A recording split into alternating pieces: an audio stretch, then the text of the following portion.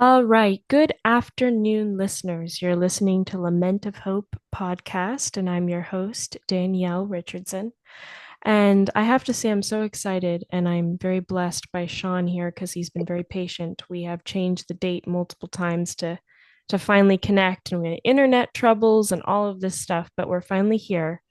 And I'm getting to speak with Sean Hepburn Ferrer, and he is the son of Audrey Hepburn. For those of you who have seen several, I mean, she is in so many classic movies like Roman Holiday, Charade by Alfred Hitchcock, um, Breakfast at Tiffany's. I mean, the list just goes on.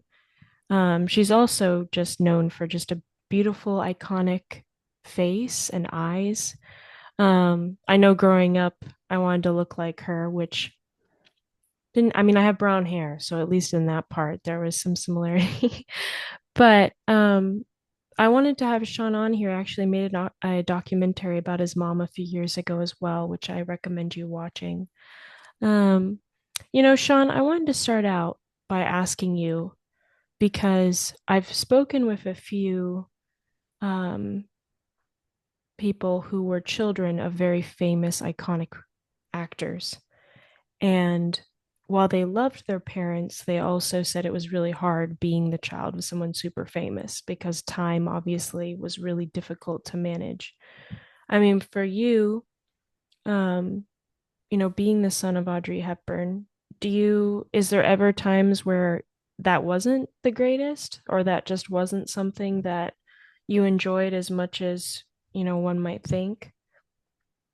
Well, first of all, thank you for having me uh, on your show, Danielle. It's a pleasure to be here, as you said, after trying multiple times and overcoming the technical issues. I'm in Spain and Madrid right now, and you're in the United States.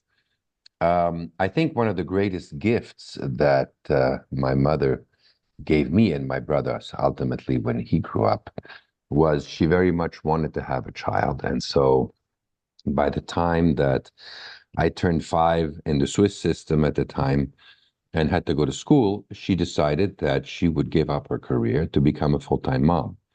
So thank God, not only did I not grow up in Hollywood, the place or the state of mind, because I grew up in a farmhouse in Switzerland. She wanted us to have a normal youth.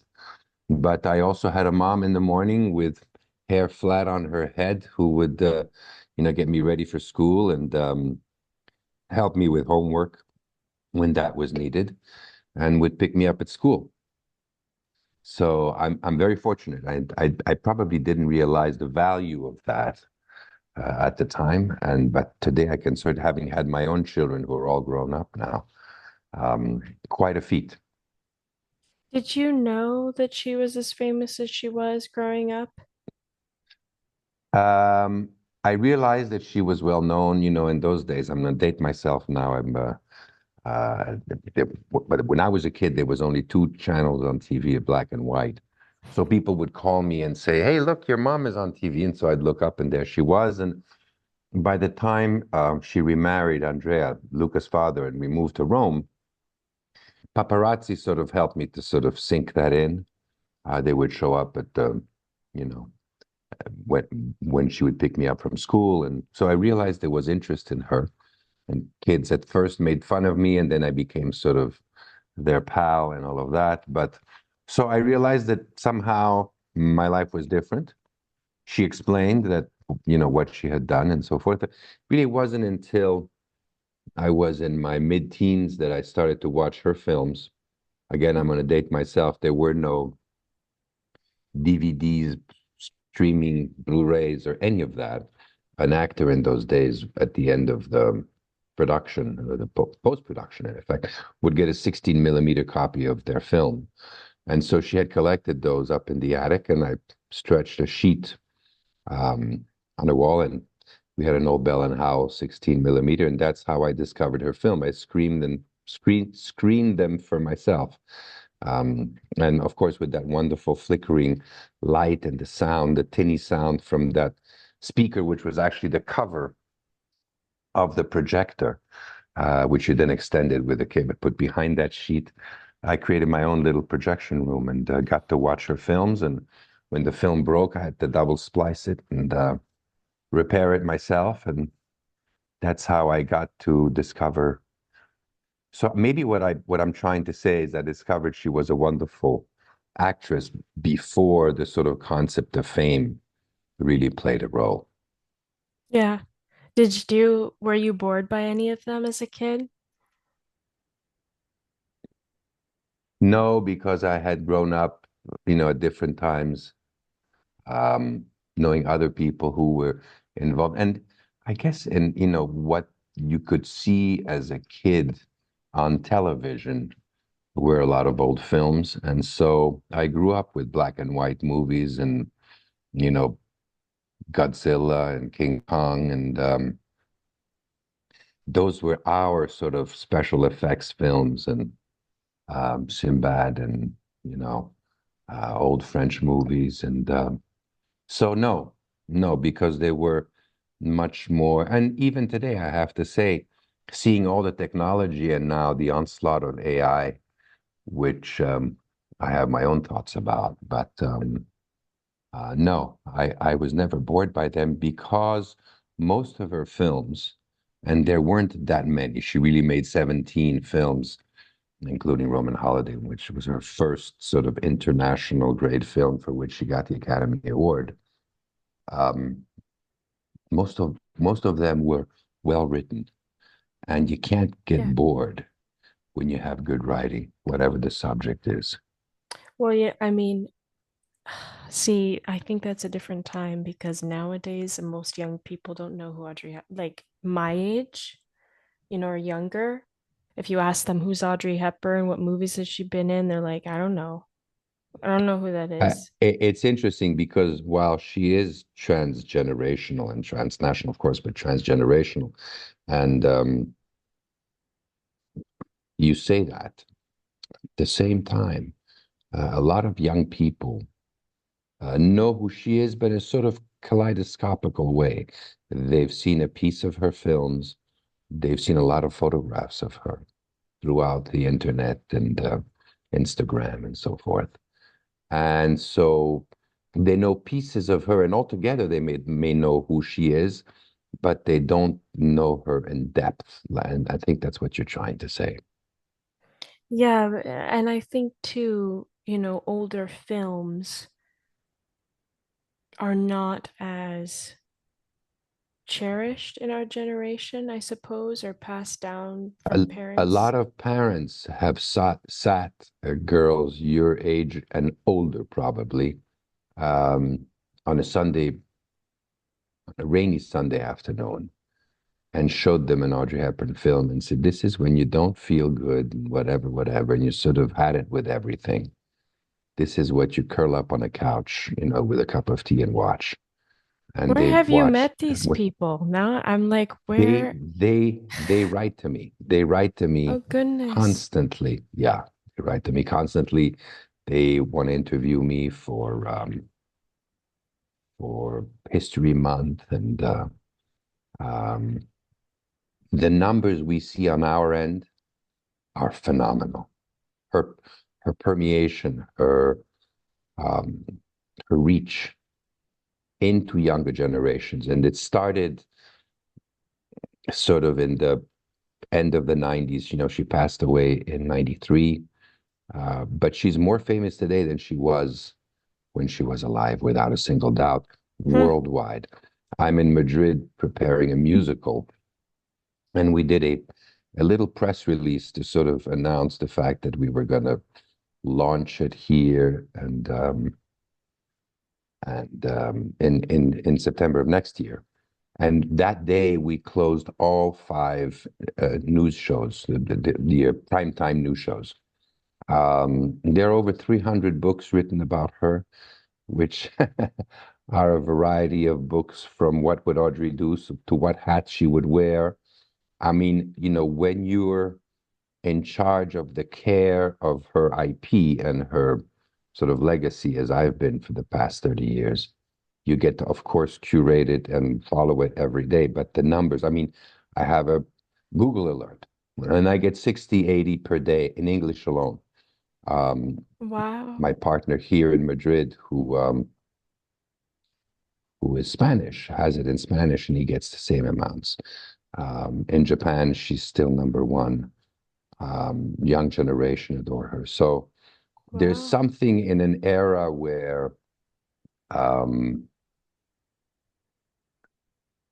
technology is getting us further from the truth that people connect with her. She sort of represents something real, you know. And anyway, I can only tell you that the people that come to us to license her image and pay millions of dollars for it obviously have done their research, their market researches, you know. Is it because of her iconic beauty, or what do you I think believe it's a attracts mixture of the three. people? What has really, um, I mean, scientific way, I think it's a mixture of the three. She was a huge movie star. She also was, and still is, a timeless icon of style, which every woman refers to in every country. I mean, all you have to do is see the new Emily in Paris, which is really Emily in Rome, was just released. And the endless amount of news clips and bits and pieces about how she inspired herself and the costume designer inspired by my mother for Hmm. certain looks in the film and so forth. The Vogue magazine did a whole piece on it. And of course, the fact that she ended her life with this very, very gracious um, and generous gesture to towards the less fortunate children of the world as a UNICEF ambassador. Those sort of 3 points of light have created a pretty impregnable legacy. But and ultimately, if you really had to sort of sublimate it, I would say that contrary to an Elizabeth Taylor, who, as beautiful as she was and as powerful as she was, really hasn't survived the test of time in many regards, Hmm. because she was the untouchable Cleopatra, if you may. My mother is considered the girl from across the landing who puts a little black dress on and goes out into the world, and we perceive her as one of us. And I think that's what's made her so lasting and so timeless. Is it ever a well, man, I've got so many questions, but I'm going to start with this one. Is it ever a burden for you? And I don't mean a burden in the sense of um terrible or something you don't want to do, but more, is it a burden for you to carry out her legacy as it was really? Because, like you said, if there are so many books, if there's so many people talking about it, if there's so many different depictions, I mean, they can't all be right sometimes. For you, do you ever have the burden of, this was my actual mom, so of course I know her intimately more than a lot of people. And I mean, do you ever feel that burden of, I have to make sure she's represented correctly in everything? No, I think she belongs to the people now. And I think that the information out there is, of course, there are silly, but there's also a bunch of bots that, troll all this information and sort of, scrape from the bottom of the barrel all this stuff. And they're used really to attract you to a particular site or not. And so she had a pretty sort of normal and boring life, which is why she never did a biography about her life, even though she was offered millions by sort of legendary agent Irving Swifty Lazarus, they called him, um, because she really, got up early, went to work, and did her thing, and didn't live in Hollywood. She, in the peak of her fame, she gave up her career to be a normal person again, and then at the end of her life, she did this UNICEF work and sort of changed the face of UNICEF in 5 years. But so they do try and sort of, her father was a Nazi sympathizer before the war, and so they try and anything they can find because they know that if they put her the headline there. It's somebody's going to click on it and go to it. But in the end, those things don't really seem to affect um, her legacy.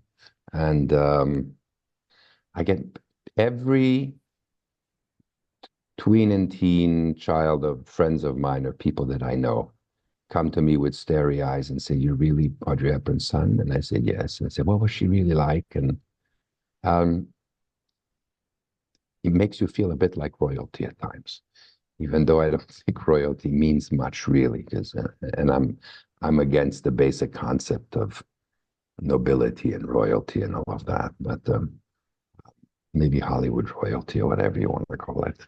But it's amazing. And what's nice is that she's really touched so many people.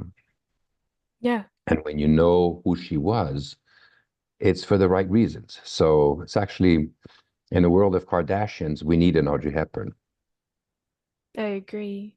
But does that, I mean, how does, if people come up to you and always wanting to know about your mother, not necessarily a bad thing. Obviously, she was a lovely person and has a legacy, like you said.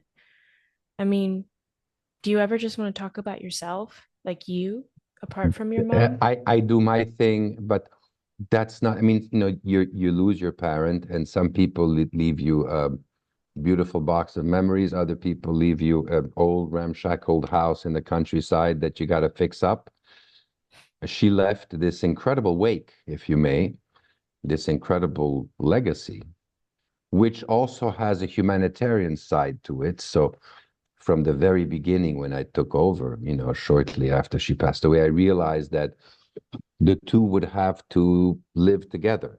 And if we were going to do some very careful and limited use and licensing of her name, of course, we've had several iterations of nonprofits, and we've done, work with UNICEF, which she was an ambassador for the past 30 years, and raised hundreds of millions of dollars for them. Um, I always knew those two would live together. And so we've been very careful not to sort of mix profit and nonprofit and always do things exclusively for, social reasons, and other, of course, to pay the rent. But I always knew that the legacy would have to continue on wholly, and to include that. Do you want to be remembered like your mom? No, I don't need that.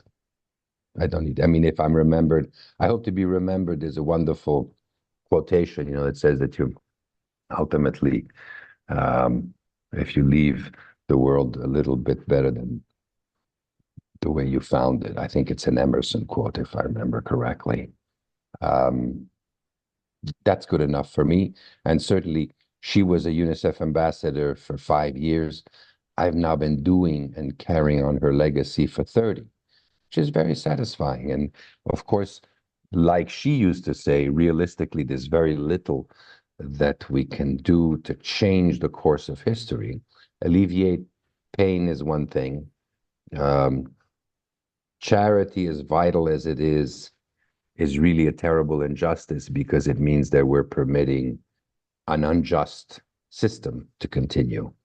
These people don't need a handout. These people need education, infrastructure, governments that work for them and not against them. Um, and they yearn to be self-sufficient.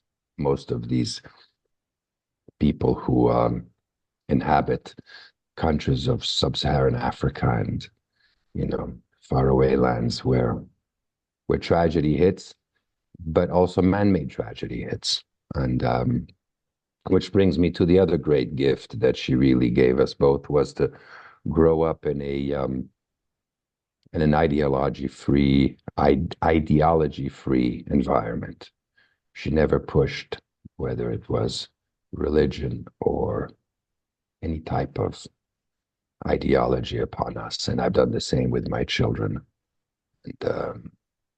And she believed that was really at the crux of what she described as man-made tragedies and disaster. There'll always be tsunamis, and there'll always be torrential rains and mudslides and droughts, and that's the nature of this planet. We have the resources for everyone. So it's unfortunately what you see is very often the result of a lack of will rather than a lack of capacity. Uh, Right. but no, I'm very happy to have been able to. She died very young. She was 63, and it was very abrupt. And so it was sort of like a flame that gets blown out. And I'm very happy to have had the instinct at the time to continue all of this. And certainly not of my doing has she remained as much of a legend or an icon as she has, but certainly I don't think I've heard that process, and so I'm happy with that. You know, When you were talking about how she didn't press any ideological ideas, she let you kind of explore and decide that for yourself. Um, what ideologies did she have that she held on to? very little. She believed she didn't uh, believe or follow any particular kind of religion.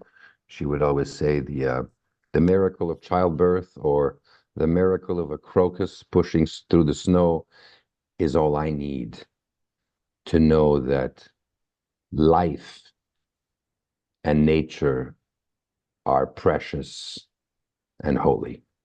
But she didn't need to sort of. And if you look really at the greatest horrors throughout our history, they've always been done by the group. You get people together and they start to sort of convince each other. That's when bad things start to happen. And all we can hope for is a future where people will be sufficiently educated to make up their own mind. And as I always say, um, when people become financially independent and the ability to survive, their own family nucleus becomes the core of their life and everything falls by the wayside. I'm not saying that you become a victim to your mortgage or to paying off your BMW, but in a way, you could take a terrorist from any country and bring him to a place where he can have a peaceful life and see his children go to school and have a medical system. So that sort of Damocles is removed, um, and and you start to really worry about the right things. If you're constantly struggling for your next meal and you're constantly being robbed of an opportunity because of a series of reasons, whatever they may be, lack of legal infrastructure, lack of, old-fashioned ways, then you're not able to think ahead. It's a survival time. And in a survival time, you'll do anything to scrape things together. You'll pollute, you'll abuse, it's tragic what we push people to do because we're not willing to accept that they deserve an opportunity.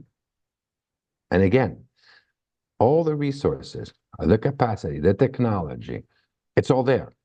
It's just a cruelty of human stupidity that causes um, things to be the way they are very often. Yeah.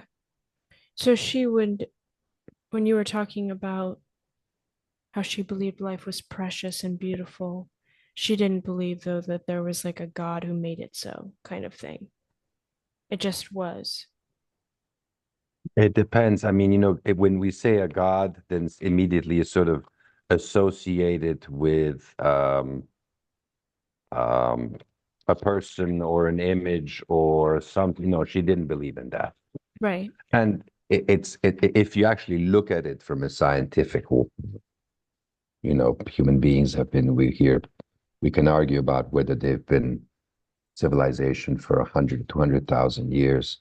And most of these gods appeared a couple thousand years ago or less, you know. So what about the people before? I mean, if you start to look at it scientifically, it makes absolutely no sense. And then when you start to look at what it preaches, it makes even less sense. But religion is dying. It's America is certainly at the forefront of de-idealization. That you're losing your religion faster than any other country in the world.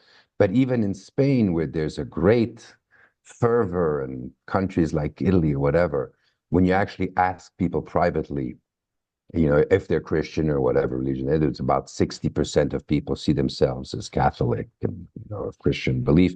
And of those 60%, maybe 15 are really practicing. Yeah. So that means what, 10% of the population in countries that wave the flag of, you know, of heavy religious belief. And then you go to the Middle East, things are different. But that takes,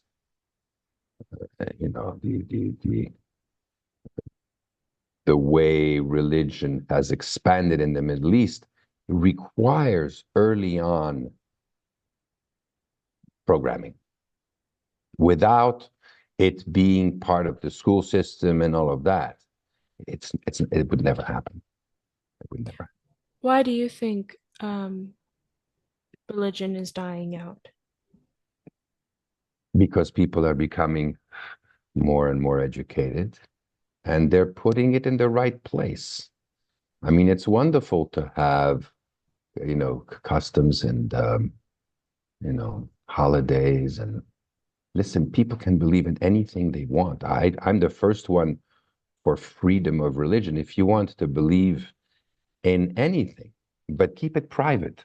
Don't drag it into the school and try to brainwash my kids. Don't. Don't bring it into, public space. Keep it private, which is really what it's about.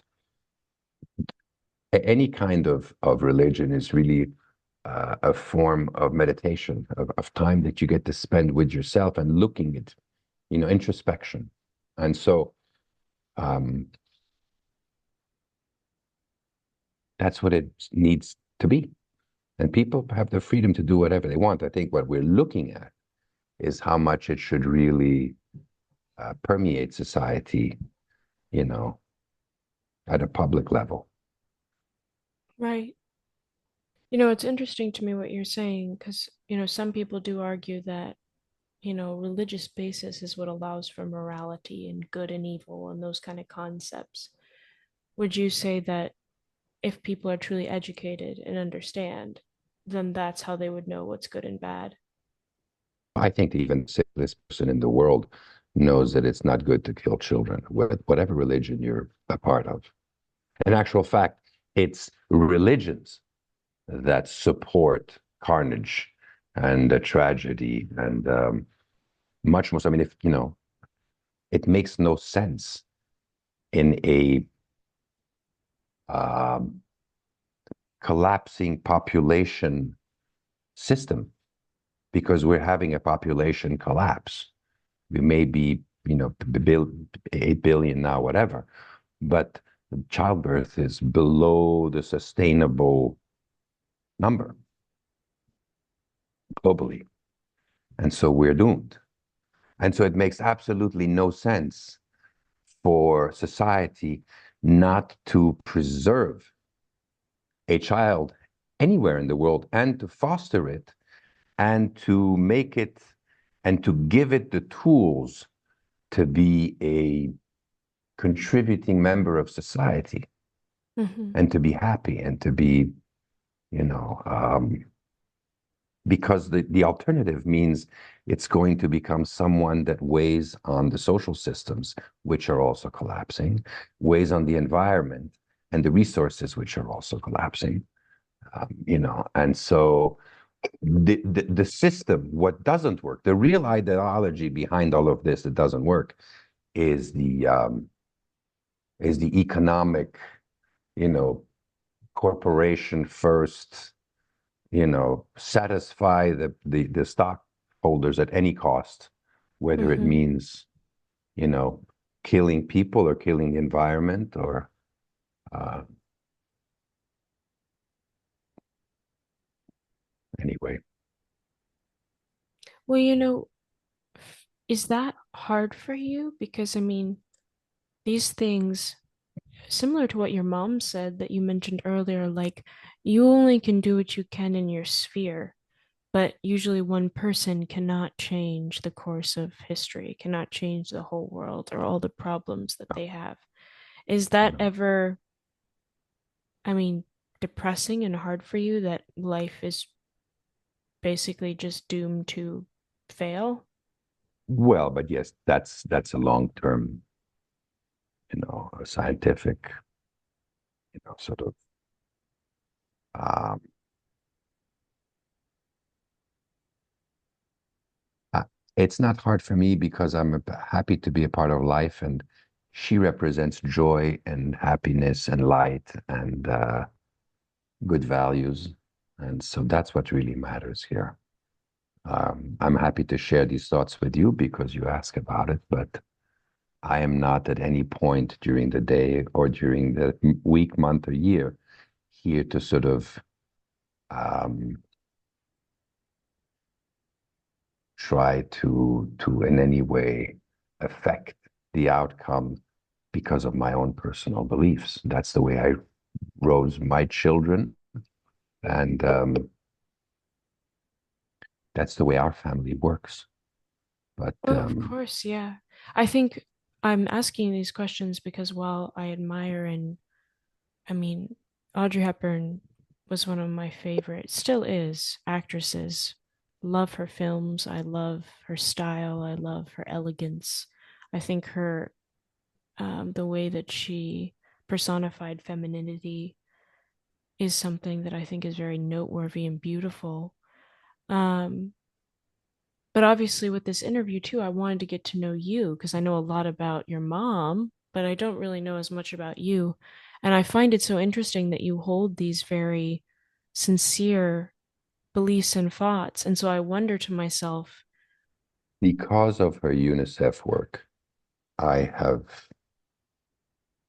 apart from doing everything else that I do, I have participated in that whole ecosystem, if you may, for the past 30 years.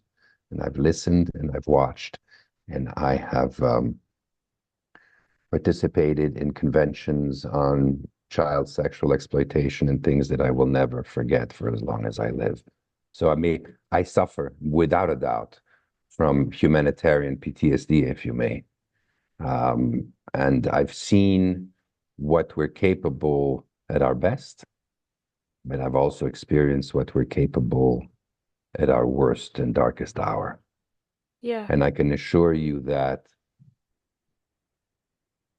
when we're not at our best, it is because of the lack of resources, capacity, education. It's very difficult for a child to grow up compassionate if all he has seen around him is abuse, war, um, lack of opportunity. yeah. And so I think if we could change that a little bit at a time, and a lot is being done, but what's irritating at times is we have all this wonderful technology.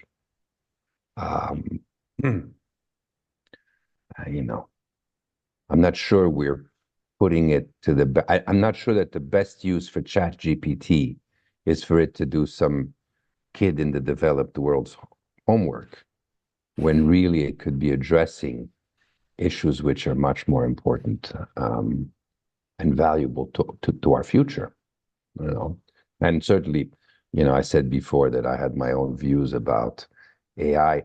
True AI will really, it's in infancy today, and it's just an aggregator. It's just, again, a troll. It will really become of true value and have its own way of thinking once we have quantum computing. Quantum computing is going to require so much um,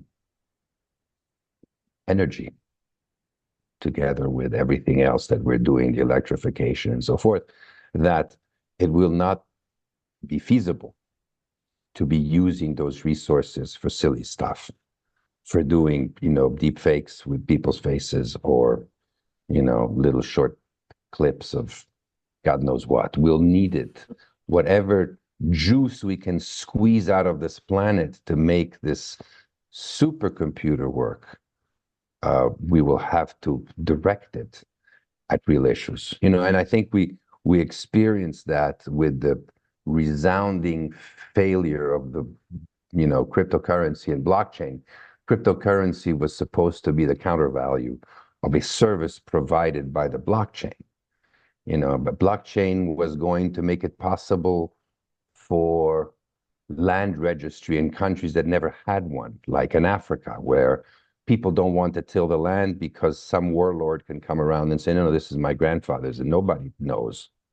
But if you have a registry and you have a blockchain and you can give people a plot of land to plant vegetables for their families, and they know that the next day it's going to be there, and what happened was we never really developed a blockchain. We just started selling the empty currency, just like the currency that we have on paper today. Yeah. And we started using bitcoins to buy a Starbucks, but what ended up happening was, the distributed aspect of your acquisition of a latte became more expensive than the actual, because the farms need power. And if you're going to distribute that latte all around the world to make sure that the guy who just drank it had the right to do so, it wasn't feasible. And I see that as just a reflection, if I look forward, of what will happen with AI, um, you know, uh, with respect to our need for energy to Yeah. power it. I guess where I'm trying to understand is like even you have admitted that man is the problem in a lot of ways. And so I'm like, if man's making the technology which is supposed to help us, I mean, man is already flawed. And so won't the technology eventually fail too? Technology doesn't fail. It's a mechanism, it's a system. We are flawed, and that's the beauty of life is a great opera with hills and valleys. And that's what makes that final note so precious, is because you've been through so much darkness to get there. And you're not going to change human nature. But if, it's a question of um, possibilities. And, you know, during wars, there's much less depression because there isn't, just um, depression often, of course, is comes around for a multitude of reasons, Yeah. um, chemical, nutrition, genetics, the environment, you're growing up, and all of those things contribute. But if we look at a future in which we all have to sort of get together um, to face a real risk, then maybe we will all be finally globalized. I don't know. Um, it'd be interesting to sort of um, go back and revisit what happened during the pandemic. But I'm afraid that the pandemic was really an exercise in population control more than anything else. How easy is it to get people to show up, to get a shot in their arm of something that nobody knows what it is, and certainly turned out to be a total empty, a risk and no upside, Yeah. you know. Yeah. And so I have hope because I've seen so many people who give their lives and their time, and that also gets passed on. Wonderful people in the field who do so much. Um, so I don't want to walk away from this interview leaving you with a sort of big gray cloud overhanging Oh no. our future, you know. But I think we have to have our eyes open and Yeah. be realistic about what we're facing. Yeah. You do seem like you are a philosophical thinker. Was your mom like that? Well, I think it's in our family to sort of, you have to understand she came through the war. She lost her father early on in life. You know, she came from nothing. The two women had to leave Holland to go to London in those days. Today you take a easy jet or flight and an hour and a half. In those days, it was much more complicated, you know. And so, and she was one of the most, I often say she was the queen of Instagram before Instagram existed. I mean, if you think about the cost of a photograph in those days, you know, between makeup and hair and the lighting and the costumes, and then you have to develop the film and make what we used to call contact sheet, where you see the whole roll of film on one page, and then you mark the pics, you know, with a grease pen and send it back to the studio, and then those get printed and put in, you know, press kits that then get mailed in paper all over the world. Uh, and she's still today one of the most photographed people ever. And those photographs subsist or survive the test of time because they are,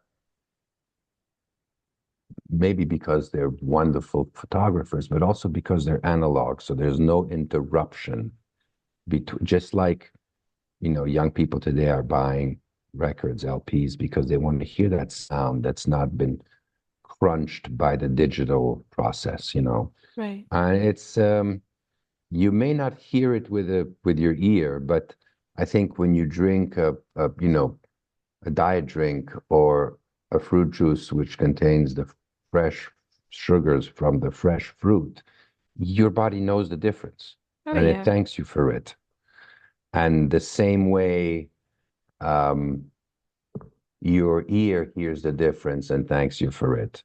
And your eye sees the difference and thanks you for it. Hmm. That's very interesting. Is there something your mom said to you that you remember the most or stood out to you the most? Something she said to you? Not one thing, many things. I mean, you know, which was really the, I think we had important conversations once we knew she was ill and she wasn't going to get better. And we came home for Christmas. And really, that was the sort of platform for this little spiritual biography I wrote 30 years ago called Audrey Hepburn, An Elegant Spirit, and which has gone on to sell millions of copies all over the world. And really, those conversations that you have with someone when you know that time is of the essence Yeah. and time is a gift, you know, science cannot always save you, but it can give you at least that sort of that notice that time is of the essence. And we had that, and I sat, you know, in a wicker chair next to her bed, and we talked in the darkness as we did when I was a little boy, and she'd invite me over for a sleepover or whatever. But this time we talked about more important things and regrets she may have had, and of course, when you're close to crossing over, you have naturally a certain, you've let go of a lot of the everyday stuff and you're sort of philosophical as well. And she had just been through those 5 years as a UNICEF ambassador and seen, you know, very difficult things to stomach. Hmm. And so the proceeds were these wonderful conversations. And I don't think it's one thing. I think it's a lot of little bits and pieces that create sort of this wonderful baton that she passed on. What are maybe some you can recall? Um, well, I asked her one night. Um, it's interesting because we were just talking about ideology, as if there was one person, or if she had any regrets, is that's the way I put it. And she said, I regret not meeting the Dalai Lama because he's such a humane person and all of that. Little things like this, and then you go on and have conversation about it. And um, I think she really regretted how we treat our future generations. She felt betrayed. After World War II, we created the United Nations and all of this and promised it would never happen again. My God, if she was alive today and she saw what was happening in the Middle East, she'd probably die again, you know. Um, Yeah. it's horrifying. And it's horrifying because um, both sides are beyond repair. I mean, I'm against all the horrors, and war should never cross that line to affect women and children. But I can assure you, and again, I take the side of Palestine because they've been the the victim for a very long time. But it's not a war between the Palestinians and the Israeli population.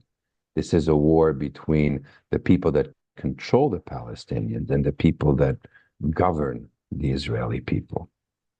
And they have justified um, what is happening out of principles that they believe in, which are more important than humanity, than their own humanity. But I think if anybody came into your home and took your children, you'd go ballistic and kill everybody. You know what I'm Yeah. saying?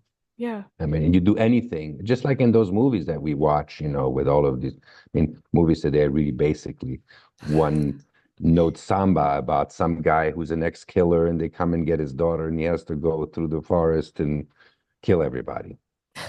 And that's what Yeah. happens, That's what happens if the people come and touch your kids, and both sides have lost kids in the process. And so both sides are going to kill everybody.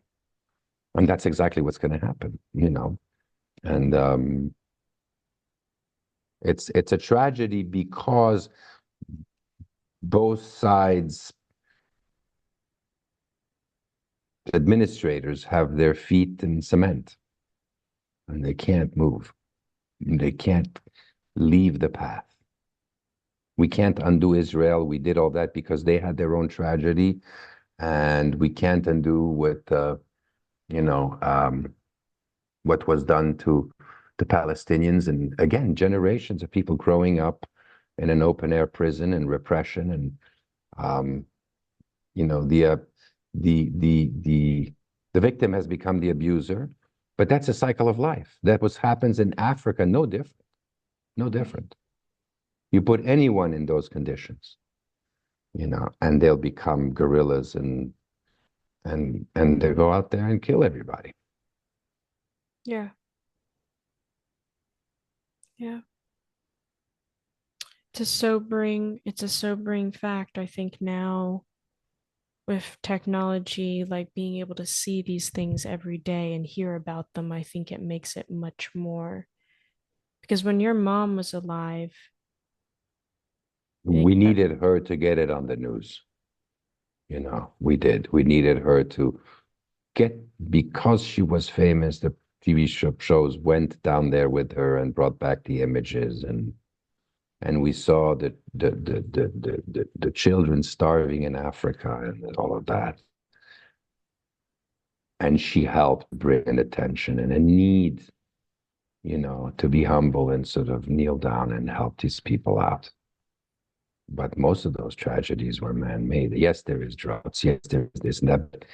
If there wasn't on the other end, economic and political system that's pumping at the resources, at the frail resources of many countries, maybe maybe we'd be doing. If everybody was doing the right thing, we'd be much better off.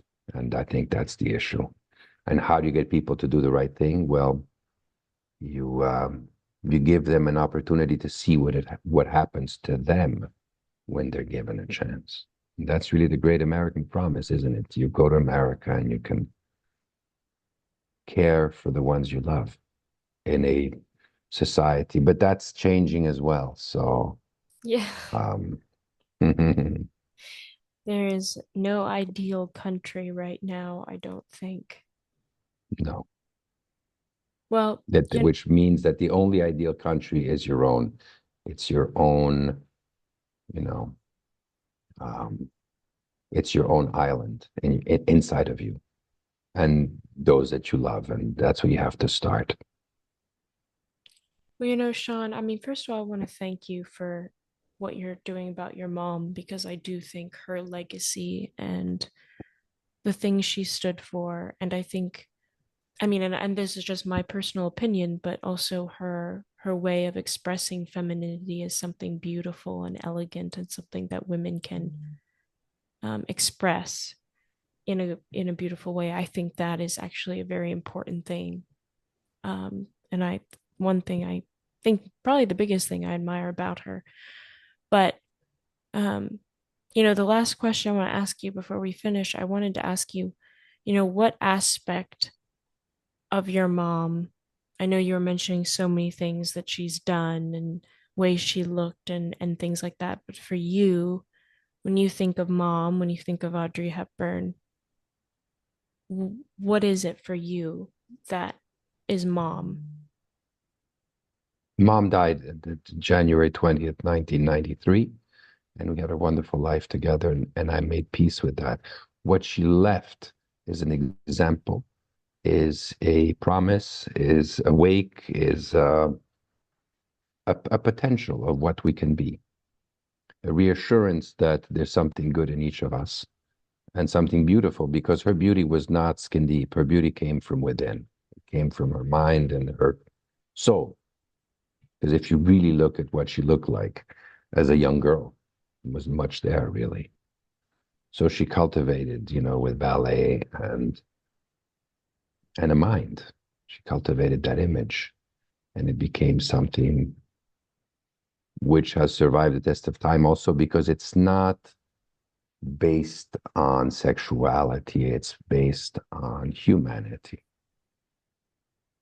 Um, but there's also great strength there. You were talking about her femininity and all of that, but there was a tremendous amount of strength. People often described her as the iron fist and the velvet glove. You don't get to be um, as famous and as regarded as she was by being sort of softy. Yeah.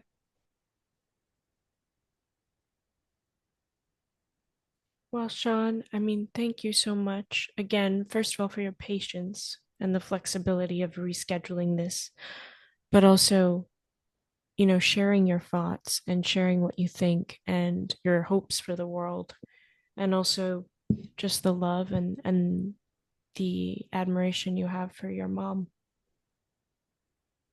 Great. Thank you, Danielle, for doing what you do. You're very welcome. Thank you so much, Sean. Bye. Take care.